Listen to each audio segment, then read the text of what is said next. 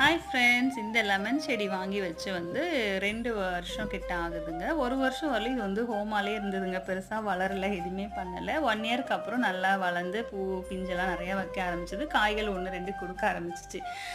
தம்பி தான் வந்து லெமன் ஜூஸ் ரொம்ப அவனுக்கு பிடிக்கும். மாடியில லெமன் இருக்குன்னு சொன்னோனே பறிக்க வந்துட்டாங்க.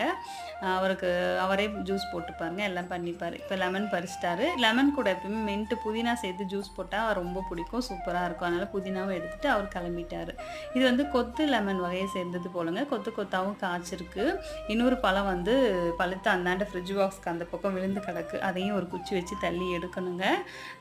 ஈஸியாகவே வளர்க்கலாங்க. பெருசாலாம் மெயின்டெனன்ஸ் கிடையாது. நான் ஃப்ரிட்ஜ் பாக்ஸில் ஒரு ஓரமாக வச்சுருக்கேன். இப்போ மரம் வந்து இப்போ நல்லா தடித்து நல்லா நிறைய கிளைகள் விட்டு அங்கங்கே பழங்கள் இருக்குங்க. கண்டிப்பாக வீட்டில் ஒவ்வொரு எலுமிச்சம் மரம் தேவைங்க. பெரிய அளவில் வளர்க்குனாலும் மாடியில் கண்டிப்பாக நம்ம வளர்க்கலாம். இந்த லெமன் தள்ளி எடுத்தாச்சுங்க. இன்றைய அறுவடை தான். தேங்க்ஸ் ஃபார் வாட்சிங். பாய்.